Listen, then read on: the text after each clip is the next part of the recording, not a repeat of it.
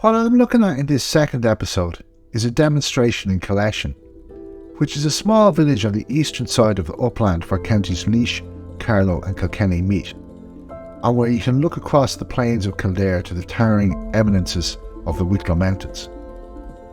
You're listening to Divided Land, and I'm your host, Terry Dunne. Divided Land is a podcast series based on some of the research I carried out as Laois historian in residence in 2021 and 2022. So this has all been funded by Laois County Library with the support of the Department of Tourism, Culture, Arts, Gaeltacht, Sport and Media and Laois County Council under the community strand of the Decade of Centenaries programme. And there has to be a big thank you as well for James, our producer, as well as producing the podcasts. James made the trailer for this podcast series. If you haven't seen the trailer, you should check it out. It's really good. And you can see more of James's work at scampmedia.ie. In this episode, it's April 1920 and we're in Killeshin. The Killeshin demonstration took place on Sunday the 18th of April 1920. And April 1920 was in many ways the zenith of the Irish Revolution, or at least one of its high points. The rally in Killeshin came after 2 days of general strike on the 14th and 15th of April, and less than 2 weeks after the systematic burning of police barracks across the country on Holy Saturday, April 3rd, 1920. And the burnings were still going on intermittently over the following weeks. The Killeshin protest was in the name of the land for the people, which highlights a hidden history of the Irish Revolution. The secret history of social conflict during the Revolution. Now, when you say hidden or secret, it can be taken as, say, you're denying that anyone has studied the topic or written on the topic. Well, that is not the case. There are books out there, most certainly. But it is undoubted that this aspect doesn't come through so much in public history, in TV documentaries, or in newspaper special supplements and so on. So on Sunday, the 18th of April, 1920, there were reportedly 3,000 people at Killeshin, with the Carlow Pipers Band, Ballochmoyler Pipers Band, and the Lochleabridge Fife and Drum Band. Speakers included James Lennon, the MP for Carlow, though of course as a Sinn Féiner he did not take his seat in Westminster, and would have sometimes been described as a TDE, or TD as we say now. That is to say, he was sitting in the alternative separatist assembly of Dáil Éireann, as established by Sinn Féin's elected representatives who boycotted Westminster. And another speaker was Archie Heron, who was from Portadown, but at this time would have been based in Portlaoise, in his capacity as an organiser for the Irish Transport and General Workers' Union. Also speaking was Alderman Upton of Kilkenny, and Quinn, the secretary of the Carlow Land for the People Association. There was a letter read out from the pen of Kevin Higgins, the MP or TD for Laois, and another speaker was Patrick Gaffney, or Paudge Gaffney, or Padraig McGowan, a Killeshin man who we'll be talking about more later, and who we might very reasonably suspect was one of the main driving forces behind the demonstration. As well as them, another speaker was Patrick Dunne of Woodlands Stradbally. We have already met him in the trailer film for this podcast series. He was the guy marshalling the crowd of cattle drivers into military formation in Stradbally in May 1917. Unfortunately, he wasn't considered important enough for his speech to be transcribed in the local press on this occasion. The chair of the meeting was the Reverend W. Fanning, the curate of the parish of Great Cullen. A curate is a clergyman of lower status than a parish priest, and Fanning gave the first address. So this is what the curate, W. Fanning, had to say. In districts like Killeshin, where there were extensive farmers, the owners were themselves unable to till portion of the land to provide food for the people. There were a large number of the labouring and poorer classes unable to provide themselves with the necessaries of life. They had a right to proper sustenance, and to provide themselves with what was necessary for their frugal comfort. And they had a just right to demand the redistribution of large untenanted farms. If that were done, the land would yield a much larger percentage of food, which was necessary for the proper support of the people. He was sure he was speaking for everyone present when he said that no one wanted or demanded the confiscation of property which belonged to any individual, but they were prepared to give the market price which was just and equitable. Gaffney, who I will talk about more in a minute, then read out loads of letters of apology from various clergymen, politicians and trade unionists who could not be present on the day, including a letter from Kevin Higgins, or Kevin O'Higgins as he's better known today. Then there was a resolution of the meeting read out. Gaffney read that out. One might say Gaffney was the real chair. And the resolution of the meeting goes like this: that we condemn the sale of untenanted lands from over the heads of the people, for whom nature allows such property. And we are resolved to see that no more of this is allowed in the district. And that where such has already occurred, a demand be made to have the ground given up to the people. The Quakers as an example. The Quakers refers to a particular area of Killeshin. Then the resolution goes on: that we hereby wish to approach McMahon, Hughes and all ranch holders in the district to sell their ranches to the people for distribution among them for food production, so that the people may be enabled to live in decency and comfort in their own country. That we condemn the 11-month system as one mostly responsible for the crying evil of ranching, so prevalent at present, and that we agree to adopt the most expeditious way of stamping out this root of all evil from the country. So that 11-month system the resolution is talking about there was what I spoke about in the previous episode, as to where if a landlord rented out lands for less than a year, that land wasn't protected by pro-tenant legislation. It was what was known as untenanted land, and from the perspective of the people at this demonstration, it would have been often monopolised by a particularly wealthy set of farmers that they called the ranchers. So the resolution went on: that we hereby protest against the action of large landholders in taking Conacre recklessly through the country and pulling up exorbitant prices and thus depriving the poor man of his right. Conacre was another name for land taken under the 11-month system. The resolution continues: that a branch of the Land for the People Association be formed in the parish, and we consider its aims and objects worthy of the fullest support. That though we protest against the action of Mr. Wheeling in selling the Quakers, and Mr. MacDonald in buying it, considering that such ground had been agitated for years, a fact which was well known, and though we are also in thorough agreement with the resolution of protests made by the Slieve Margie Council and Board of Guardians calling on him to surrender the ground, yet we have agreed to enter conference with Mr. MacDonald, even at the 11th hour. So again, as I was saying in the previous episode, these particular land disputes can have been going on for years, as it seems to have been the case in this one in Killeshin. As the resolution says, such ground had been agitated for years. And then finally the resolution concludes: that we congratulate the workers of Ireland on their magnificent stand in the national strike against the inhuman treatment meted out to their brother Irishmen in Mountjoy by a foreign and tyrannical government. I'm going to get back to the Killeshin demonstration in a bit, but the end of the resolution there is a useful vantage point to bring in the wider context of what was going on in April 1920 and what the resolution called the national strike against inhuman treatment in Mountjoy Jail and the other events of the month. So the key events that month were the burning of the evacuated RAC barracks, the general strike in support of political prisoners, and the butter and bacon embargo for continued food price controls. So we'll take each in turn. In the burning of the barracks, around 300 evacuated, though not altogether unoccupied police barracks, were systematically burned across the country in early April 1920, along with 22 income tax offices.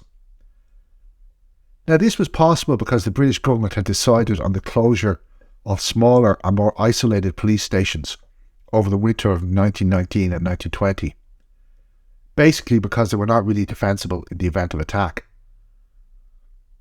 This was an important demonstration of nationwide organisation.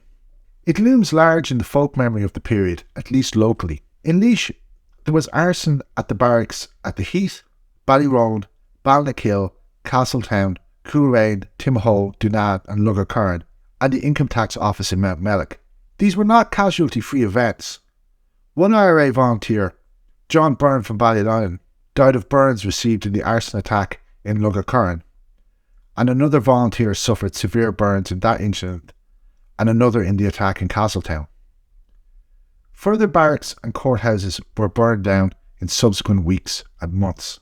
Then there was the hunger strike, general strike. The general strike in support of the hunger strikers in Mountjoy took place on the 13th and 14th of April 1920 and closed down much of Ireland. The local Portlaoise Irish Transport and General Workers Union branch sent a report on what it had achieved up to the union headquarters in Dublin, Liberty Hall. It explained how they had ended trade on the market square. As far as Marlborough was concerned, the strike was a great success. All our branch members cooperated, and we had a strike committee which regulated the closing of shops and the opening of the same for the sale of food. We stopped motors and compelled them to get permits from the strike committee. Also compelled stock owners to clear off the fair on Wednesday, 10 minutes to get off the square. Our pickets allowed no drink to be sold, and as far as we of the OBU were concerned, here we did our best. When it says OBU there, that's one big union.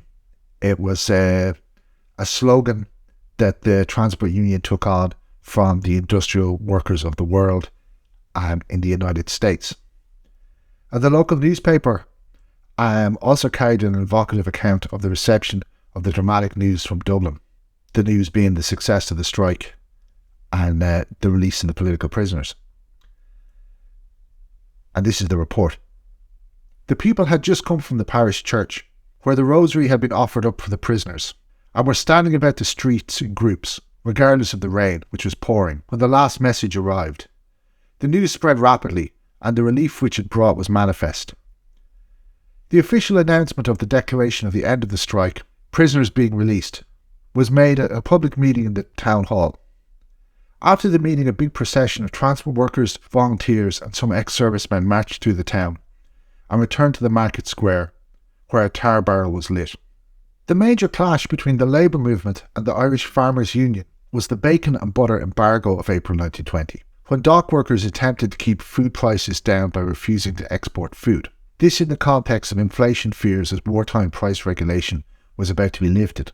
In our last episode, we saw how there was serious fears about the rising cost of food. In a while, we'll go back to the Killeshin demonstration, and Archie Herring will be talking about the butter and bacon embargo. At this time, it suggested that a so-called Farmers' Freedom Force be established as the muscle to the Irish Farmers' Union.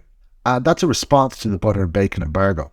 You also see at this time the emergence of the Dublin Castle Peace Party, a prominent group of civil servants arguing for a negotiated settlement between London and Irish separatists. Now, so with the Dublin Castle Peace Party on the one side and the Farmers' Freedom Force on the other, everything is coming to a head, and we can see the contours of both the Civil War and the Civil War within the Civil War develop. The Peace Party is really a response to the other events of April 1920 I've been talking about, and also earlier events like the Republican successes in the urban municipal elections in January 1920. This all started off with an investigating committee under Sir Warren Fisher, the first head of the Home Civil Service. Fisher described the banning of Sinn Féin, to quote him, as if retired warriors and dowager ladies who denounced socialism in England were able to secure the banning of the Labour Party. And then after Fisher's report, between May and July 1920, a large team of civil servants was seconded to the Irish administration from the Scottish Office, the Home Office and the Treasury. The new recruits formed an important part of the Peace Party in Dublin Castle. But it was an official who had already been there who was invigorated by the new contingent and laid plans for Dominion status before the Cabinet in July 1920. And that was William Wiley. Basically what he was proposing was the substance of the Treaty of December 1921, the acceptance of which was to lead to a division within the ranks of Irish separatists and subsequently a bloody feud between pro and anti-treaty factions. So there you see the little seed that will grow into the Civil War. So if that was April 1920, the month of revolution, who was Patrick Gaffney or Paudge Gaffney or Padraig McGowan, the key activist involved in the Killeshin demonstration? He was an apprentice miller. He worked in Shackleton's Mills, which was located just as you cross over the Barrow River at Great Cullen or Wellington Bridge in Carlow Town. He was sacked towards the end of his apprenticeship for taking part in a political meeting and not giving his indentures and so prevented from being a miller. He joined the Irish Transport and General Workers Union in 1917, which had very much a craft base in Carlow Town in its early days, something which might go some ways to explaining the crossover between union activists and the IRA. Now that changes, the base of the union broadens and becomes more typical of the transport union in general on the 2nd of June 1918, when there was a mass meeting in the Haymarket in Carlow Town, a meeting chaired by Gaffney, at which local farm labourer organisations were merged into the transport union. Similar process was going on in other counties. So in 1919, Gaffney was the chairman of the Carlow branch of the transport union, and the secretary was Patrick Nipper O'Toole. O'Toole died of influenza contracted while in prison and became the first person to be buried in the Republican plot of St. Mary's Cemetery in Carlow Town in February 1921. But before all that, Gaffney was sent to prison, and he was involved in the siege of B-Wing in Belfast prison, aka Crumlin Road Jail, from December the 22nd, 1918 to the 1st of January 1919, which was basically a prison ride for political status. A lot of the people involved in it were subsequently kept in solitary confinement, and 11 of them, including Gaffney, were transferred to Strangeways Prison in Manchester in late April 1919. Shortly after the move to Manchester, a letter from Gaffney to back home was summarised in the local newspaper. In this letter, we see an expansive agenda of social reform: the Irish language revival, trade unionism, land redistribution, including allotments, and those allotments would, I think, be for urban dwellers, and we have to go back to the last episode on the food supply crisis to grasp the relevance of this. In a nutshell, it's about much more than just pure and simple separatism. Gaffney was released to celebrations in late September 1919. The bonfires burned the brightest on the hills of Killeshin, was how Patrick Gaffney's future comrade Paddy Bergen described the celebrations. Now, chronologically, we are getting up to the April 1920 Land for the People rally in Killeshin, but we'll skip ahead for a moment before getting back to the meat of the rally. There were ructions within the Carlow Brigade in the autumn of 1920, followed by considerable reorganisation, to put it mildly. An active service unit was set up, on a very small scale in comparison to the flying columns in the Munster counties, but nonetheless it gets going, and Gaffney's home area of Killeshin was a major centre.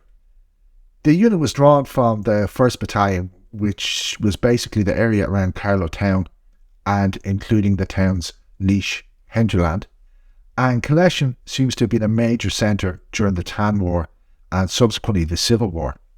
It's described in the military service pension files as the headquarters, where there's an arms dump, a dugout in the Civil War period and so on, and certainly a large proportion of the active service unit were local to that area.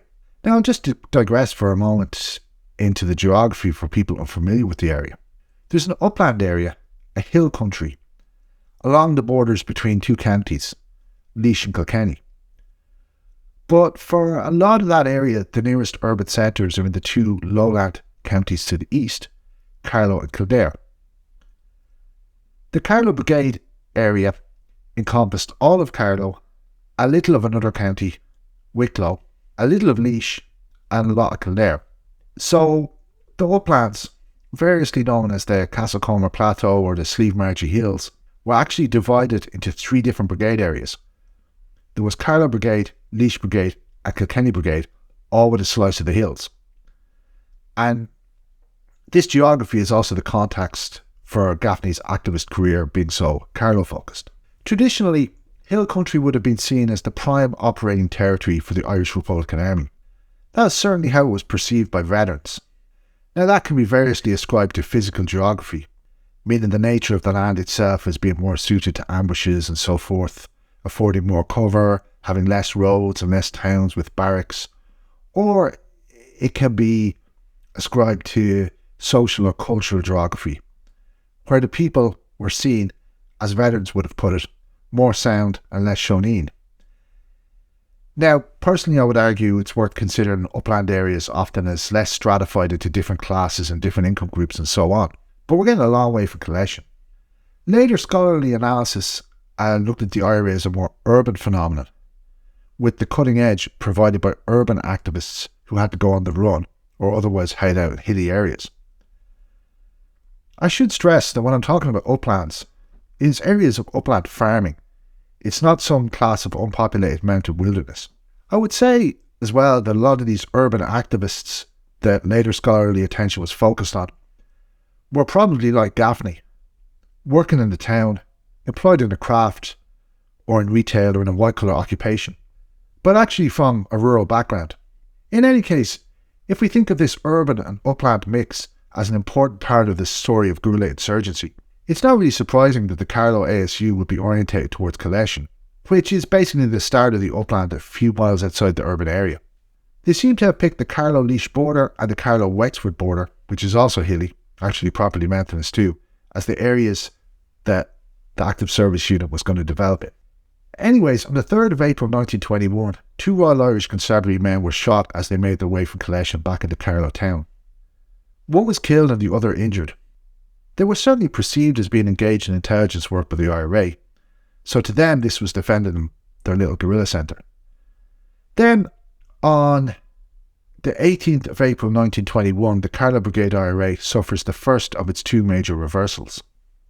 The active service unit is surprised at Ballymurphy in the south of the county. Amongst them is Gaffney, who is captured and jailed. After truce and treaty, he is released. Subsequently, there was another setback at the Barrhouse ambush, where 2 volunteers were killed. But it wasn't the active service unit involved in that. In June 1922, Patrick Gaffney, after his release from prison now, and he's the Labour candidate for the Carlow-Kilkenny constituency, he won 10,875 first preference votes, 34.93% of the first preference vote share, leaving everyone else in the constituency trailing behind him, including W.T. Cosgrave, the future leader of the Irish Free State. There's actually nothing particular to Gaffney in this. There were similar results for Labour in other Leinster counties. In other counties in the eastern province of Leinster, like Corrish and Wexford, Davin and Laois Offaly, O'Shannon and Leith, Louth Meath. And Labour got 21.3% of the vote in this election, its best result ever. It appears more significant when one considers that most of the vote was concentrated in the south and the east, and a lot of the other counties had a minimal Labour presence. It was strongly regionalised phenomenon. Labour was strong where there was a rural and small town working class, which was basically Leinster and East Munster, though there were also Labour TDs elected further west in Clare and Galway in these years. Basically, the vote reflects the wave of trade union organising of the previous few years. Labour as a political party as we understand it today didn't actually exist yet. It was more just a political vehicle for trade unionists, the Irish Labour Party and Trade Union Congress to give the full title. Because the Trade Union Congress and the Labour Party were there one and the same thing, so like candidate selection meetings were local trade council meetings.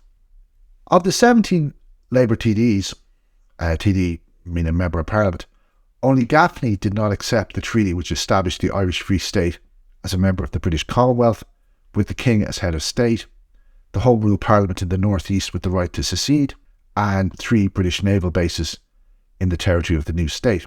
So Gaffney takes his Dáil seat because there was already a separatist parliament set up in Dublin, and that is what he was elected to. But when it becomes formally the Parliament of the Irish Free State in December 1922, and everyone sitting in it has to take the oath of allegiance to the British monarch, Gaffney does not. His election agent in 1922, by the way, was Padraig Kane, who was Carlow Brigade adjutant, a post office trade union official, and very important in IRA intelligence work. As I said before, there was this strong IRA and Labour movement crossover in parts of this brigade area, which was by no means a universal thing.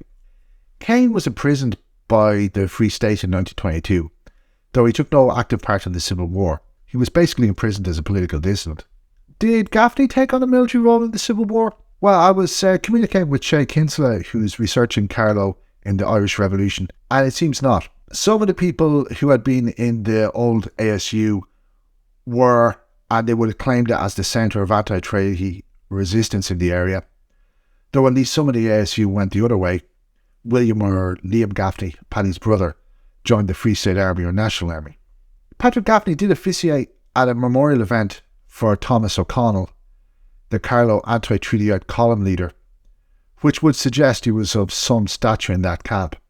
O'Connell was actually from Eden Derry, so the memorial event was up there. On the other hand, shortly after the Civil War, Gaffney also shared a platform with Labour leader Thomas Johnson, and put forward that he had no difference with Labour or Labour's stance in Parliament, except the issue of the treaty, and most specifically the Oath of Allegiance. So it looks like he was trying to keep a foot in both camps. Gaffney stood as an independent in the post-Civil War election of August 1923 and was absolutely annihilated.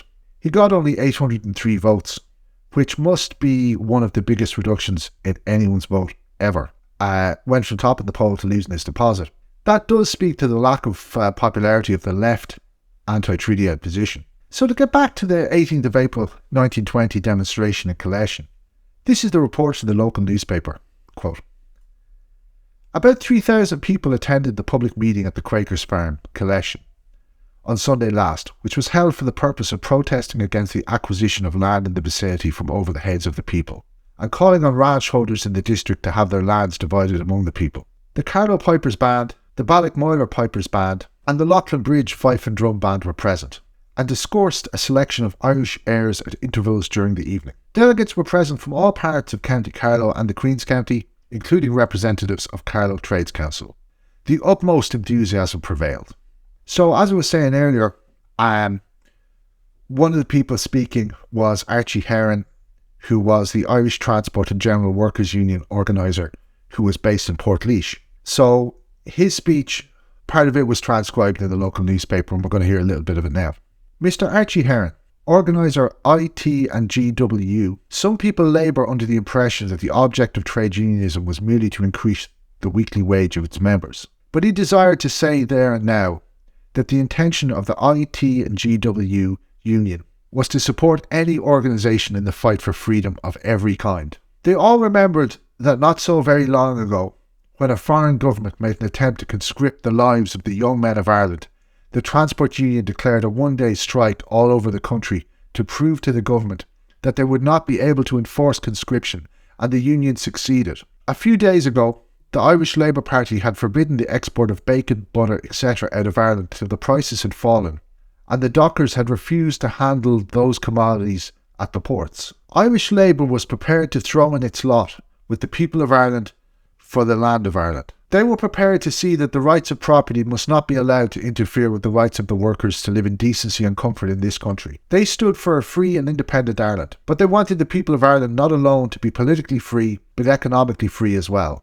They did not believe in having the banks in Ireland overflowing with money when the majority of the people were unable to live in decency and comfort. A great Irishman had said that the ownership of the land of Ireland was vested by right in the people of Ireland. The Transport Union was prepared to put its machinery at the disposal of the men who were carrying out this fight of the land for the people. Until there was increased production in Ireland and enough foodstuffs for the use of the Irish people, no foodstuffs would be allowed to leave Ireland for England. Now we're going to have a bit of James Lennon's speech. He was the TD for Carlow. There are two particular aspects of that speech it's worth paying close attention to. One is his argument as to the common interest of classes in England to, quote, keep Ireland in slavery. And that is actually, I think, a dialogue with Archie Heron, who we've just heard from. And then he's also talking about a cooperative farm set up in Carlow under the auspices of the Dáil Department of Agriculture and the Land Bank. We'll conclude with a quick look at that. So what Lennon has to say is some people might think that if a Labour government was in power in England, the prosperity, happiness and freedom of Ireland was assured.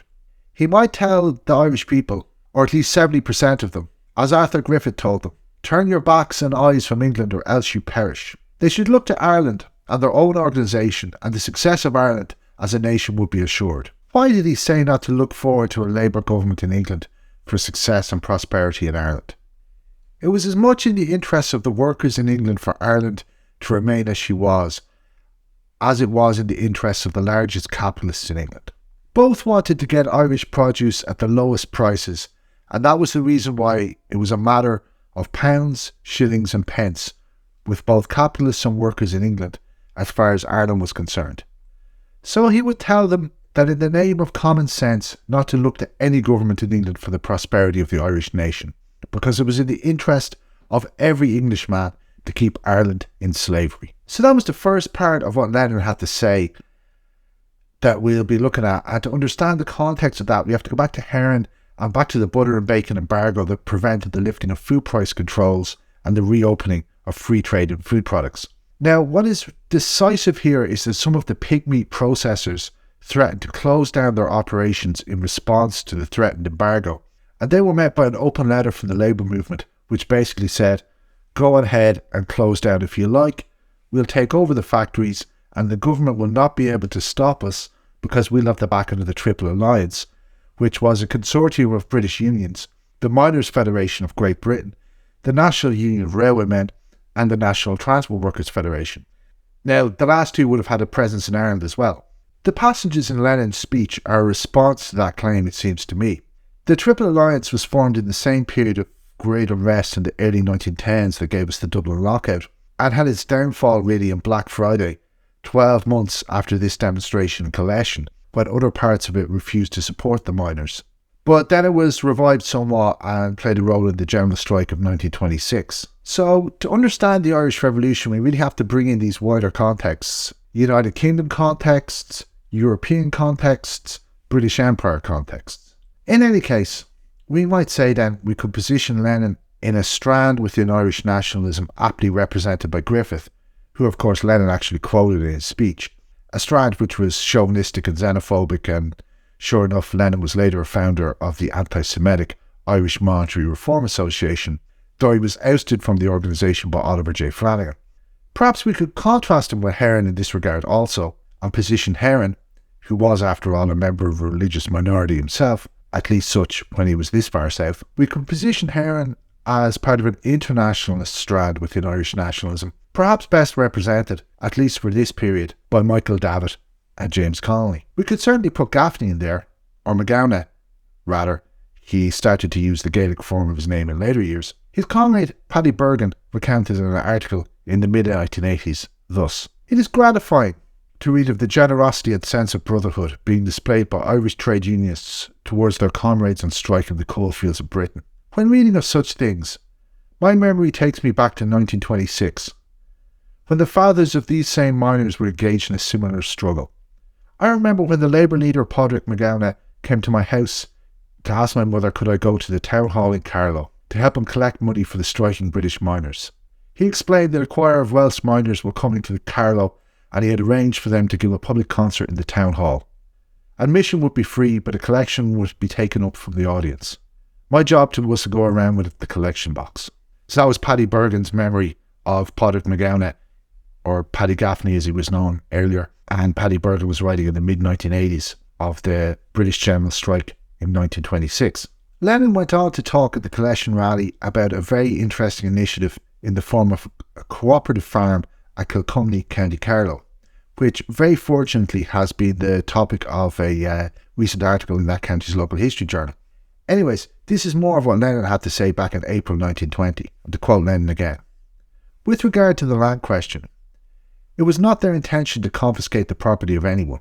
They wanted to pay the market price for it. Honesty was always the virtue of the Irish nation, and he was sure they would preserve that beautiful virtue. County Carlow had been the first county to derive direct benefit from the activities of Sinn Féin as far as the land question was concerned. Mr. Quinn, solicitor of Ballstown, had purchased the Kilcumny farm on behalf of himself, Mr. Lenin, as a representative of County Carlow. At present, the farm was being worked cooperatively, and it has been handed over to 6 agricultural labourers. The men had been supplied with 2 horses which he had purchased at the fair of Kilkenny, and also 25 cows. They also intended to equip the farm with other livestock and to equip houses for the horses and cattle. The farm was bought for £6,500.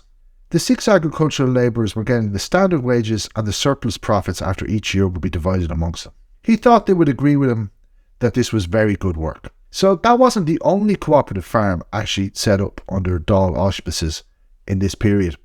And it's interesting to fast forward a little and see what the outcome was. The cooperative farms were wound up under the new state when the 1923 Land Act transferred the land bank that funded them to the Land Commission. At least some of the workers at the Kilcumny farm were then designated illegal occupiers and were arrested as such by the Free State military. And that highlights another dimension of these land protests, where it's not going to be, as we saw in this episode and the last episode, a matter of Republican separatists supporting the cry, the land for the people, but rather Republican separatists trying to suppress that demand. And we're going to get into that in the next episode, where we see, as we move later on into 1920, a growing movement of agrarian unrest, and that being met by an innovation: the Dáil courts, arbitration courts set up by the alternative Republican government. So in the next episode, cattle drives and Dáil courts, we'll move to the west. We'll be more in the Mount Rath area, and I'll be talking about 2 different court cases that went on in land disputes. One in the old United Kingdom system, and one in this new system of Dáil courts. So make sure to subscribe to be sure of hearing that. Thanks for listening to this episode. The next one will be out in 2 weeks.